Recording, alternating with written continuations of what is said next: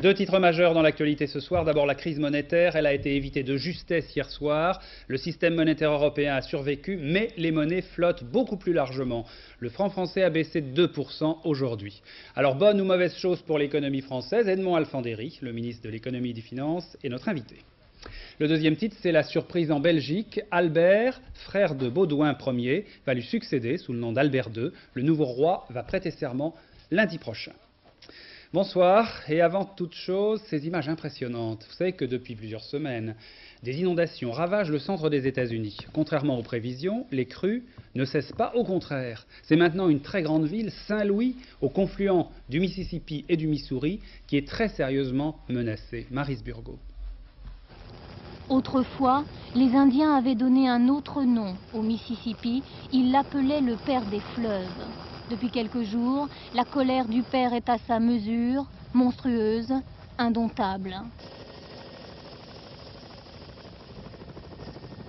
Ce soir, les experts disent que le niveau du fleuve pourrait enfin se stabiliser, mais en attendant, il a tout balayé sur son passage, les maisons, les usines, les aéroports. Saint-Louis, prise en tenaille entre le Mississippi et le Missouri, Saint-Louis ce soir soulagé, la rupture d'une digue en amont semble envoyer l'eau vers l'état de l'Illinois. Mais on continue sans relâche à construire des digues, des milliers de sacs de sable pour tenter d'éviter le raz-de-marée. Hier, l'eau est montée jusqu'à 15 mètres. Chacun sait ici que la digue qui protège la ville n'en mesure que 16. Et partout, on sauve ce qui peut encore être sauvé, sauvetage dérisoire, alors que dans les 9 États du Midwest touchés par les inondations, on compte déjà 45 morts. Ainsi donc, la nuit dernière, à 2 h du matin, les ministres des Finances des 12 ont sauvé de justesse le système monétaire européen. En fait, ils ont décidé un quasi-flottement des monnaies, 15% de marge en plus ou en moins par rapport au taux pivot.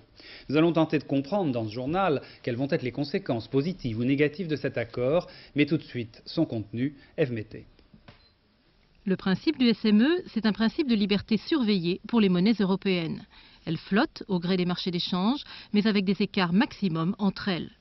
Dès que le cours d'une monnaie dépasse cette limite, les banques centrales, comme la Banque de France, ont pour mission d'intervenir en achetant en masse la monnaie faible pour la faire remonter, en revendant la monnaie forte pour la faire baisser. Ce sont ces écarts maximum entre les monnaies que les ministres européens ont modifiés cette nuit. Jusqu'à présent, la marge de flottement des monnaies par rapport à leur taux pivot était de 2,25% pour la plupart d'entre elles.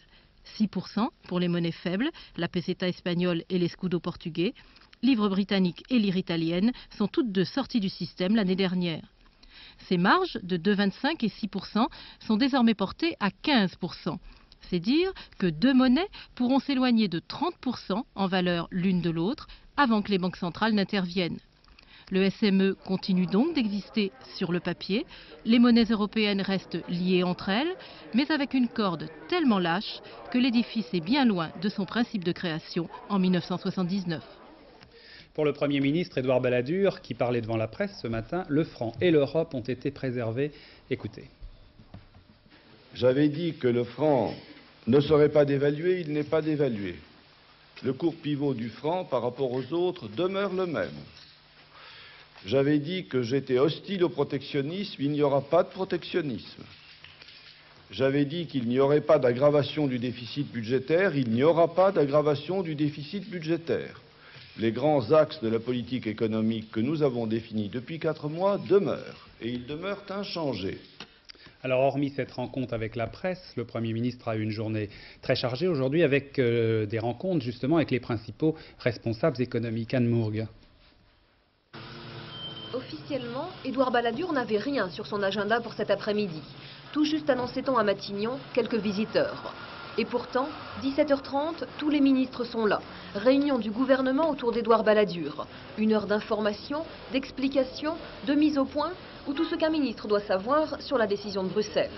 À la sortie, un gouvernement soudé autour du Premier ministre, solidaire, on parle de continuité dans la politique du gouvernement. Il y a 10 membres du gouvernement qui ont parlé, qui ont posé des questions, qui ont indiqué leurs convictions et qui ont considéré, mais chacun pourra se renseigner, que la solution retenue était la meilleure possible. Et finalement, c'est une grande satisfaction pour le Premier ministre de voir que toutes les sensibilités politiques présentes au gouvernement ont considéré que la négociation qu'il avait lui-même conduite s'était déroulée dans les meilleures conditions. Mercredi, les membres du gouvernement se retrouveront pour un conseil des ministres, cette fois officiel, le dernier avant les vacances. L'essentiel a donc été préservé pour M. Balladur, mais Albert Duroy, ce n'est pas l'avis de tout le monde. Oui, en effet, au-delà de l'approbation globale des partis de la majorité et de Jacques Chirac, en ce qui concerne les deux principales affirmations d'Édouard Balladur, le franc est préservé dans sa valeur et l'Europe dans son avenir, on peut noter dans les réactions un scepticisme certain. Sur l'Europe, Valéry Giscard d'Estaing et Helmut Schmidt, les deux pères du système monétaire, considèrent que celui-ci a été mis en congé et que la décision de Bruxelles est en contradiction avec la poursuite de l'union monétaire. Raymond Barre, lui, parle d'un coup d'arrêt brutal au projet d'Union européenne. Bref, les partisans de l'Europe sont déçus. Parallèlement, les adversaires de Maastricht ne cachent pas leur satisfaction. Pour Jean-Pierre Chevènement, le traité est vidé de son contenu. Pour Michel Poniatowski, ce n'est plus qu'un mauvais souvenir. Au Parti socialiste, opposition, on n'est plus polémique. Le gouvernement, dit-on, recueille les premiers fruits de ses erreurs et l'on parle de dévaluation camouflée.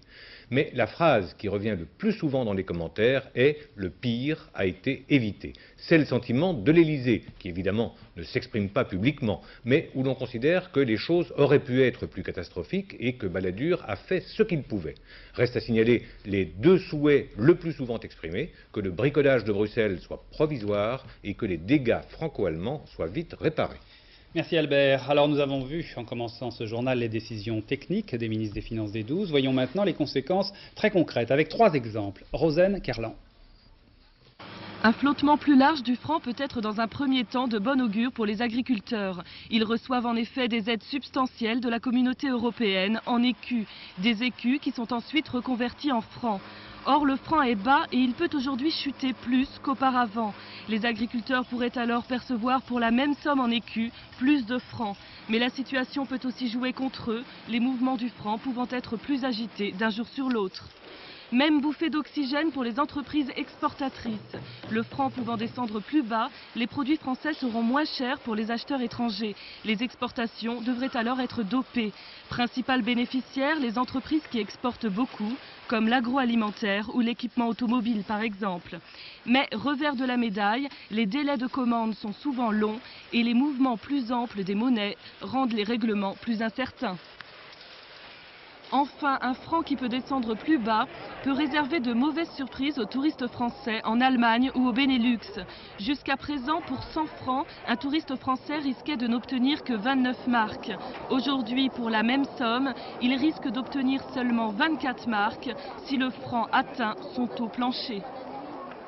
Alors la force de la décision des 12 tient sans doute à l'effet de surprise. Les marchés et les spéculateurs ne s'attendaient pas à des marges de fluctuation si larges. Et en fait aujourd'hui, ces spéculateurs, ces marchés ne savaient pas trop quoi faire. Tant et si bien que le franc a tout de même baissé d'environ 2% et la bourse a grimpé. Pascal Golomer. Nerveux, les cambistes l'étaient encore aujourd'hui, mais rien à voir avec la tempête de la fin de semaine. Il y a 3 jours, on bataillait contre les banques centrales, vendant du franc par milliards pour acheter du mark. Aujourd'hui, on se retrouve face à des monnaies qui flottent. Le mark vaut davantage, les spéculateurs vont donc pouvoir le revendre contre du franc qui s'est encore dévalué, avec de jolis bénéfices à la clé. Mais après, tout le monde est un peu désarçonné par ce SME New Look. Dans un monde qui fonctionne à l'intuition, les points de repère ont disparu, alors les spéculateurs deviennent moins agressifs, plus prudents. Je crois que plus que s'attaquer au franc, il s'attaquait aux parités SME. Et plus particulièrement au lien du mark contre franc. Les parités ayant été élargies, le point d'intervention a disparu. Le point d'intervention ayant disparu, la Banque de France n'est plus soumise à cette intervention et à défendre le franc actuellement. Ce qui fait qu'on peut avoir un espoir de loyer d'argent, de taux d'intérêt maintenant qui baisse. La meilleure preuve, c'est que vendredi, le loyer du franc contre un mois se traitait à 13,5. Aujourd'hui, il se traite à 9,15. Une réduction des taux d'intérêt, c'est donc ce qu'on guette aujourd'hui, plus que jamais sur les marchés.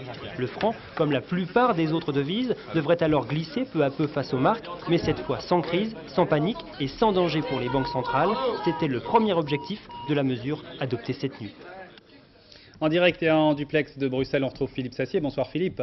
Bonsoir Hervé. Alors, est-ce qu'à Bruxelles, ce soir, on craint véritablement une crise européenne ? Oui, c'est vrai. On crée une crise européenne. Le commissaire Christophersen, chargé de la monnaie, a qualifié de hautement regrettable la décision d'hier. C'est un échec grave et la plus grande crise de l'Europe. A dit un très haut responsable de la Commission. Un autre estime que c'est toute la construction européenne qui est en danger. Seule une initiative politique très forte pourrait remettre l'Europe sur les rails. On a beaucoup parlé, Philippe, du couple franco-allemand. Est-ce qu'aujourd'hui, on peut dire qu'il fonctionne toujours ? Écoutez, un haut responsable de la Commission confie que depuis septembre 1992, il y a de l'eau dans le gaz du couple franco-allemand. Divergence sur le GATT, divergence sur l'agriculture, divergence sur la politique monétaire, divergence sur la conception de la Banque européenne. Et il faudrait bien que là aussi les choses soient clarifiées. Pour le moment, dit-on à Bruxelles, eh bien, l'Allemagne fait passer ses intérêts nationaux avant ses intérêts européens. Quels sont les principaux dangers économiques qui guettent au lendemain de cette décision ? Écoutez, la crainte principale qui est évoquée ici, eh bien, ce serait une avalanche de dévaluation compétitive dans un système beaucoup plus souple. Et on craint beaucoup que les petites entreprises et les PME souffrent de cette nouvelle donne. Ce serait le cas dans le secteur du bois, du papier, du textile, de l'aluminium, m'a-t-on dit, qui sont très sensibles au mouvement des monnaies. Alors on l'a vu tout à l'heure dans le reportage, pour certaines grandes entreprises, ça peut être très bon, mais pour les petites, eh bien, ça pourrait être mauvais, ça pourrait être grave. Et ça, c'est quelque chose que l'on craint énormément à Bruxelles. Et puis il y a le problème de l'agriculture, on l'a vu tout à l'heure, les prix agricoles vont fluctuer énormément. Alors, dernier point, Philippe, est-ce qu'on voit à tout cela des remèdes immédiats ? Non. À Bruxelles, on dit qu'il faudra beaucoup de prudence, que ça va prendre du temps, qu'il faudra beaucoup de doigté pour piloter ce qu'est une crise. Ce que l'on souhaite, c'est que l'on sorte rapidement de ce système que l'on veut être provisoire et qu'on revienne à des parités de monnaie plus fixes. Merci Philippe. Alors on a vu tout à l'heure les réactions en France avec Albert Duroy, voyons maintenant les réactions internationales. D'abord les Britanniques, ils se sont plutôt réjouis, il faut bien le dire, de ce qui s'est passé ce week-end. Ils considèrent que la monnaie unique avant 99, qui était l'objectif de Maastricht, cet objectif est aujourd'hui totalement irréaliste. Réaction en Allemagne maintenant avec Isabelle Bechler à Francfort. La bourse des valeurs de Francfort a commencé sa journée dans la prudence, encore un peu perturbée par le marathon bruxellois du week-end. Les investisseurs redoutaient une chute record du franc français qui aurait mis en danger à terme les exportations allemandes. Mais l'indice DAX s'est finalement très bien comporté, dopé qu'il était par le fait que le Deutsche Mark n'ait pas été réévalué cette nuit. Du côté du marché des devises, grand intérêt de la presse internationale pour le fixing du franc français. Les plus pessimistes s'attendaient à ce que notre monnaie chute de 7 à 8%, voire 10% par rapport au Deutsche Mark.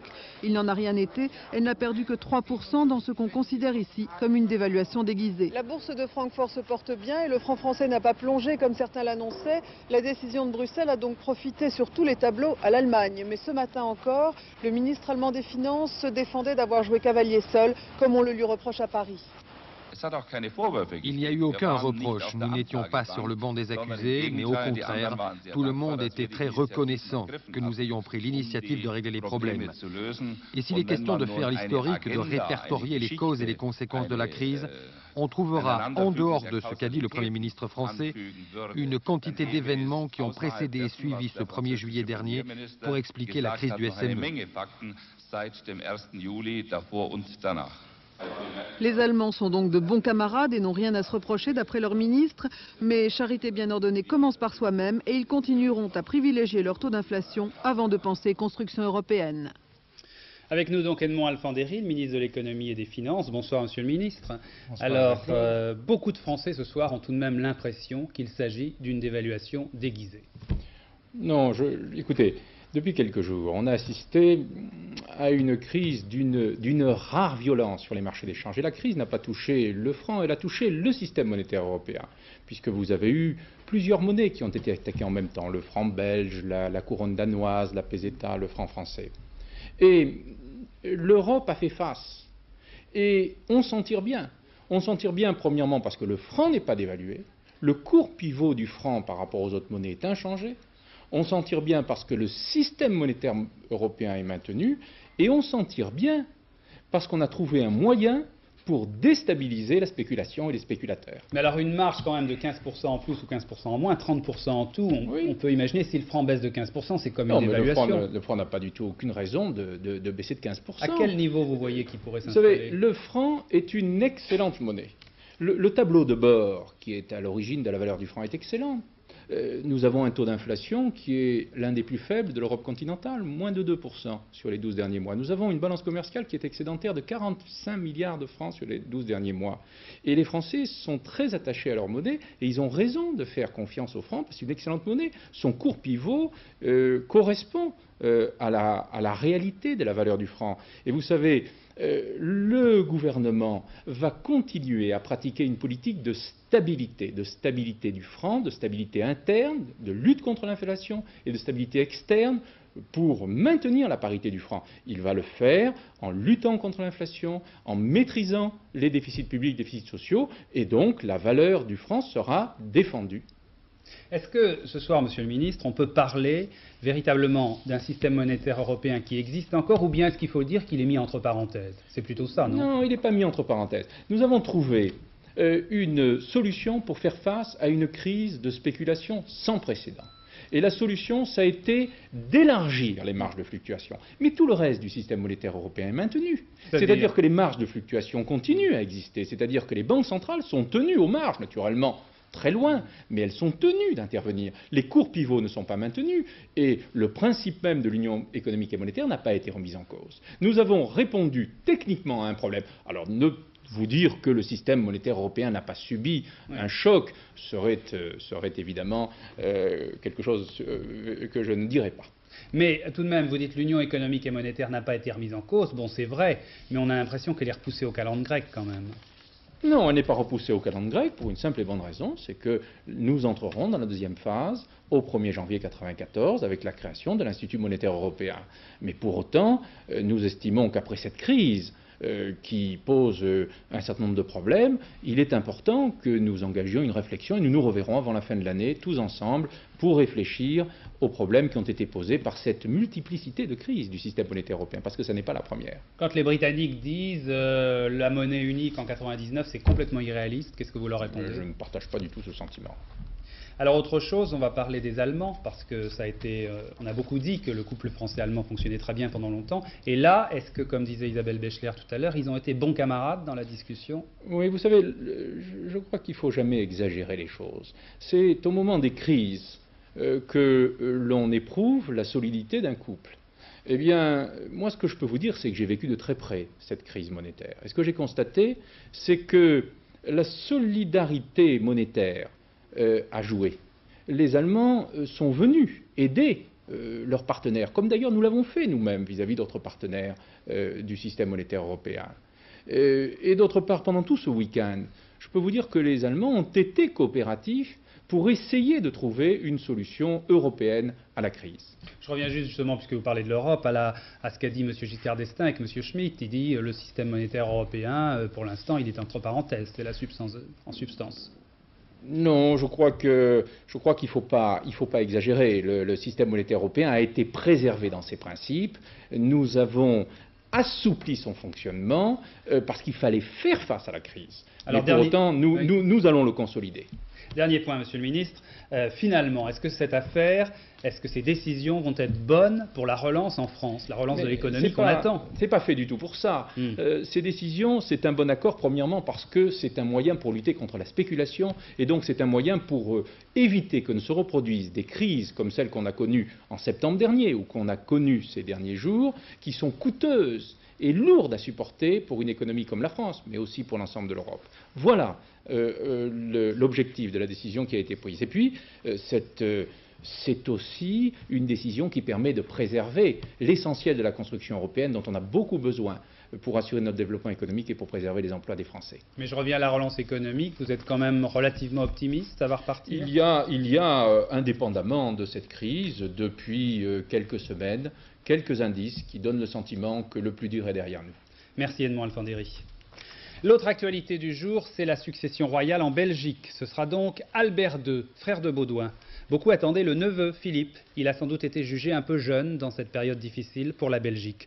En tout cas, les Belges ont été surpris. Nicolas Vinclair. Tous pensaient voir sur cette photo, côte à côte, le roi Baudouin et son héritier, Philippe, le neveu du roi défunt, était considéré comme le successeur le plus probable. La mort soudaine du roi Baudouin a, semble-t-il, pris tout le monde de court. Philippe, célibataire et âgé de 33 ans, n'était pas mûr aux yeux de certains pour monter sur le trône. À la surprise presque générale, c'est donc Albert, le frère cadet de Baudouin, qui sera intronisé le 9 août prochain. Philippe est très jeune, il est très sympa, il est vraiment un garçon bien. C'est dans la tradition des Coburg. Mais je crois que pour le moment, le pays a besoin d'une personne qui est plus mûre. La succession d'Albert à son frère est tout à fait normale et prévue par la Constitution. Il n'y avait que s'il le refusait que Philippe pouvait lui succéder. Depuis des années, le futur Albert II semblait délaisser les rigueurs du protocole et les fastes de la royauté. Officier de la marine, il épouse en 59 une riche et ravissante italienne dont il aura 3 enfants. On le dit alors plus intéressé par les chromes des voitures de sport que par l'or des couronnes. Homme pragmatique et bon vivant, il se forge avec les années une réputation d'habile politique et de fin négociateur. La presse belge l'avait d'ailleurs surnommé le super ambassadeur. Il lui faudra aujourd'hui autant de diplomatie que de fermeté pour incarner l'unité nationale dans un pays frappé par la crise économique et profondément marqué par les tentations séparatistes des communautés wallonnes et flamandes. Moi, je crois qu'il veut éviter à son fils une grande souffrance, parce que prendre une telle succession, ça doit être vraiment très difficile. Alors, peut-être qu'il restera roi, peut-être qu'il va attendre que la crise soit passée et puis qu'il cédera le pouvoir. L'émotion profonde qui règne aujourd'hui à Bruxelles, c'est aussi l'expression d'une crainte diffuse, celle que Baudouin ait été, selon une expression consacrée, le dernier roi des Belges. Et ce soir, on apprend qu'à la demande de la reine Fabiola, le gouvernement belge a réduit la période de deuil national. Le deuil était prévu pour 1 mois, il durera en fait moins d'1 semaine. Il s'arrêtera dimanche prochain, à la veille de la prestation de serment d'Albert II. Tragédie dans les Grandes Jorasses. 8 alpinistes ont été tués dans une avalanche sur le versant italien du Mont Blanc. Ils ont été tués par un gros bloc qui s'est détaché d'un glacier. Parmi eux, il y avait 2 Français. Récit, David André. Ils empruntaient un chemin connu, ils n'avaient pas commis d'imprudence et les conditions climatiques n'étaient pas mauvaises. Et pourtant, ils n'ont pas survécu au drame. Un sérac, un énorme bloc de glace, s'est détaché du glacier à 4h30 du matin. Il a emporté les alpinistes, 2 jeunes Français qui venaient faire du parapente, 3 Italiens et 3 Allemands. Ils escaladaient le versant italien des Grandes Jorasses sur le massif du Mont Blanc par la voie la plus empruntée par les touristes. Le bloc de glace de 200 mètres de large a emporté les 3 cordées et ce n'est qu'au lever du jour que les secouristes ont pu se rendre sur place. On a fait un premier survol pendant toute la longueur du couloir et on s'est posé à la base et on a commencé des recherches à vue. Et dans un très bref délai de temps, on a retrouvé 2 corps. Un peu plus tard dans la journée, un 3e corps a été retrouvé, mais les 5 autres étaient toujours portés disparus. La chute d'un sérac en haute montagne est un événement totalement imprévisible. Dès demain, les sauveteurs vont poursuivre leurs recherches, mais les alpinistes prisonniers de la glace n'ont aucune chance d'être retrouvés vivants. L'assassin présumé de la jeune Gwenaëlle à Lorient a été retrouvé mort. Il s'est suicidé dans une chambre d'hôtel à Brest. Cet homme avait déjà été condamné pour viol. Philippe Boisserie. Le meurtre de Gwenaëlle, mercredi dernier, dans cette rue de Lorient, en présence de sa meilleure amie, semblait incompréhensible. Pourtant, les enquêteurs ont accumulé suffisamment d'éléments, comme cette Fiat Uno conduite par le meurtrier, ou encore sur l'arme du crime, pour arriver très vite à l'assassin. En faisant les armuriers, on a découvert qu'un nommé Morvan Didier, connu pour viol, avait acheté un fusil de chasse quelque temps auparavant. Or, sur le listing des Fiat Uno rouges que nous avait donné la préfecture, il apparaissait également. D'autre part, il avait disparu de son domicile le soir des meurtres et quand on a obtenu une photo relativement récente, le témoin l'a reconnu formellement. Ce portrait robot devait permettre d'interpeller Didier Morvan, mais cet analyste programmateur de 35 ans s'est suicidé dans la nuit de samedi à dimanche dans cet hôtel brestois. Dans une lettre, il a avoué son acte sans le justifier. Il avait cependant déjà été condamné à 15 ans de prison pour viol en 81. C'est sans doute pour des motifs similaires qu'il s'est attaqué à Gwenaëlle et à son amie. Elle sortait tranquillement du cinéma. J'ajoute que dans l'affaire de Castres dont nous avons parlé ce week-end, l'agresseur présumé de l'assistante parlementaire du député du Tarn, cet agresseur a été retrouvé. C'est un militaire de 22 ans, originaire de Saint-Dié et dont le régiment était basé à Castres. Il a avoué les faits, il a poignardé Madame Normier de 19 coups de couteau. Pour l'instant, l'homme n'a pas été en mesure d'expliquer son geste. L'actualité internationale avec d'abord la Bosnie, réunion de l'OTAN aujourd'hui, une réunion au cours de laquelle les Américains pressent leurs alliés d'intervenir par des frappes aériennes pour libérer des villes comme Sarajevo.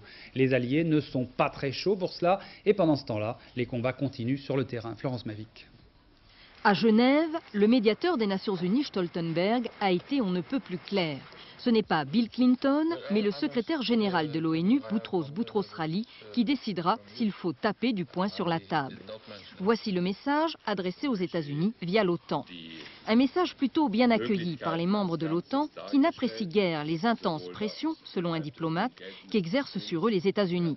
Washington, qui peut s'appuyer sur un porte-avions en Adriatique et des bases de l'OTAN en Europe, souhaite attaquer aéroports, ponts et positions des Serbes pour que ces derniers lèvent le siège de Sarajevo et permettent la libre circulation des convois humanitaires. Craignant des représailles pour leurs troupes déployées en Bosnie, une bonne partie des membres de l'OTAN, la France en tête, ne veut pas jouer les va-t-en-guerre, surtout lorsqu'un espoir de règlement politique s'amorce à Genève. La France ne veut pas sortir du cadre des résolutions du Conseil de sécurité. Mais les États-Unis se disent prêts à agir seuls si les alliés restent sur leur position d'attente. Des avions de l'OTAN survolent régulièrement la Bosnie pour observer les positions des combattants et empêcher des raids aériens. Cela ne gêne nullement les Serbes qui contrôlent désormais le mont Bjelašnica sur les hauteurs de Sarajevo. Mais selon les Américains, ils pourraient renoncer à s'y maintenir. Les Serbes défendent aussi leur conquête en Croatie. Voici ce qui reste du pont de Maslenica tenu par les Croates après un bombardement sévère. C'était la seule voie de communication qui reliait directement le nord de la Croatie à Split et Dubrovnik. En tout cas, Bill Clinton, le président américain, semble vouloir prendre l'initiative dans cette affaire. Une initiative jugée un peu hasardeuse aux États-Unis. Jean-Marc Ilouz, à Washington. Les États-Unis sont-ils prêts à dégager Sarajevo avec leur aviation, même s'ils ne sont pas suivis par leurs alliés ? Sans exclure formellement cette possibilité, le président Clinton a mis ce matin un bémol aux informations dans ce sens, largement répandues pourtant ce week-end par le département d'État. La presse a exagéré notre position, a dit Bill Clinton. Nous entendons comme toujours agir de concert avec nos alliés. Certains ont des hommes sur le terrain, nous comprenons leurs soucis de sécurité. Mais je pense que l'on trouvera un terrain d'entente. Avant d'ajouter, je ne pense pas que les alliés permettent que Sarajevo tombe ou meure de faim. Oui, la diplomatie américaine a de nouveau viré de l'aile ce week-end. Il ne s'agit plus seulement de participer via l'OTAN à la protection des casques bleus sur les zones de sécurité en Bosnie, mais bien d'empêcher, je cite, l'étranglement de Sarajevo. Une proposition qui, du moins dans les conditions opérationnelles actuelles, semble avoir un objectif plus politique que militaire, dissuader les Serbes de continuer à négocier au canon. Au Proche-Orient, arrivé en Égypte du secrétaire d'État américain Warren Christopher, le voici au Caire. Ensuite, il est allé à Alexandrie pour rencontrer le président Moubarak. Objectif, reprendre rapidement le fil des négociations de paix au Proche-Orient. Des négociations de paix qui ont été mises à mal par les affrontements entre Israël et le Hezbollah au sud Liban. Après 7 jours d'attaques éclairs, le point de la situation, Charles Anderlin. Après l'accord de cessez-le-feu au Liban, le chef d'état-major israélien n'avait que des compliments pour le président Assad. C'est un leader sérieux, capable, très habile. Il sert bien les intérêts de son pays qui d'ailleurs ne s'oppose pas toujours aux nôtres. Un ton qui reflète la satisfaction des dirigeants israéliens. Ils estiment que grâce à la décision syrienne d'accepter les propositions américaines, la carte politique du Liban est en train de changer. Le Hezbollah devrait être pratiquement désarmé et le calme revenir des deux côtés de la frontière. Des chars israéliens quittent le Liban et en Galilée, c'est le retour à la normale. Mais la crise au sud-Liban a relancé l'agitation dans les territoires occupés, où les intégristes palestiniens ont pris fait et cause pour le Hezbollah libanais, au nom de la solidarité islamique. Il n'y aura pas de cessez-le-feu à Gaza. Ce matin, un militant du djihad islamique a détourné un autobus pour heurter de plein fouet ces voitures de l'administration israélienne. Il y a 1 mort et 5 blessés. Un des chefs de l'épée de l'islam, la branche militaire du djihad islamique, menace. Nous vengerons l'attaque contre le Hezbollah. Nous avons un ennemi commun et nous détruirons son État. La Cisjordanie et Gaza seront la tombe des colons juifs. Il est en tête de liste des Palestiniens recherchés par l'armée israélienne. Pour la première fois depuis plusieurs mois, des militants armés ont fait leur apparition ces derniers jours dans des manifestations à Gaza. Du côté du sud Liban, la population revient petit à petit dans les villages et aujourd'hui ce sont les milices chiites Amal, des milices pro-syriennes, qui manifestaient à Beyrouth avec leurs dirigeants en tête, notamment Nabi Berri, qui est le président de l'Assemblée nationale libanaise. Véronique Tavo, Jean Corneille, reportage. Le portrait de Nabi Berri en tête du convoi, le ton est donné. Les derniers réfugiés ont quitté Beyrouth en début d'après-midi, encadrés par le mouvement pro-syrien Amal. Ils étaient 10 000, peut-être plus, à se retrouver ici à Raldé, dans la banlieue sud de Beyrouth. Cette marche du Sud, une véritable démonstration de force destinée à prouver, si besoin était, que le pays tout entier est derrière ces réfugiés. L'unité libanaise a réussi à résister à la tempête. Aujourd'hui, la classe politique s'unit pour dénoncer ce qu'elle appelle l'entreprise de déstabilisation menée contre l'État. Mais les partis politiques semblent également décidés à tout faire pour que le cessez-le-feu soit respecté. Changement dans la politique libanaise, mais surtout geste de bonne volonté à l'égard des États-Unis. Le gouvernement devrait déployer l'armée au sud Liban, dans la zone contrôlée par l'ONU. D'autre part, l'accord signé à Damas le week-end dernier entre le Liban, la Syrie et l'Iran viserait à limiter au moins en partie l'action de la résistance du Hezbollah. À l'issue de la marche, dans sa résidence de Msaïlé, Nabi Berri, le chef du mouvement Amal, n'a pas caché sa colère. Si vous avez la chance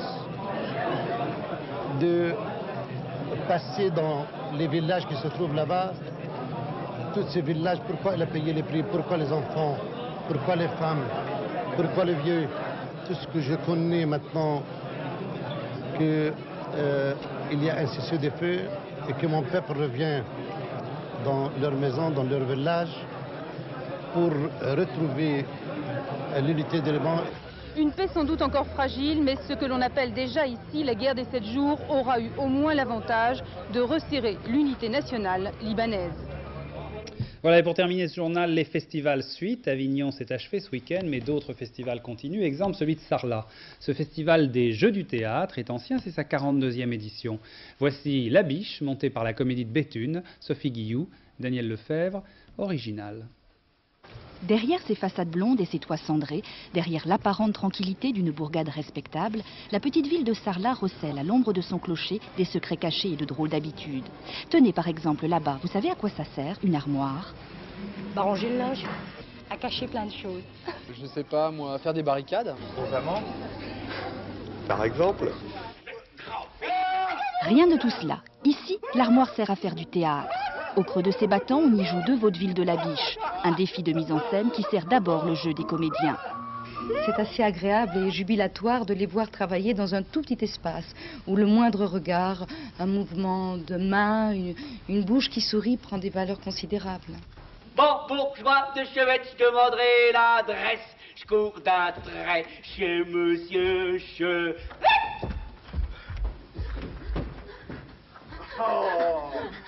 Oh, fidèle lune. Non, monsieur, ce n'est pas vrai, c'est un tas de mensonges. Mais quoi?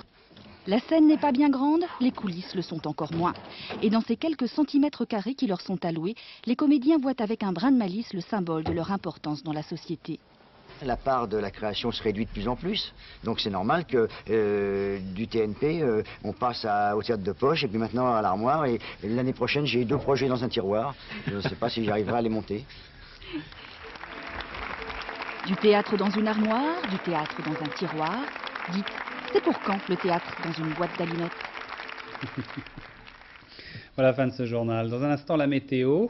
Et puis ensuite, une très riche soirée sur France 2. D'abord, le feuilleton qui bat tous les records d'audience. C'est le Château des Oliviers. Et puis ensuite, un bêtisier exceptionnel de la télé, bien sûr. Il y a de quoi faire. Dernière édition du journal, ce sera 23h15. Isabelle Staès. Bonne soirée sur France 2. À demain, 20h.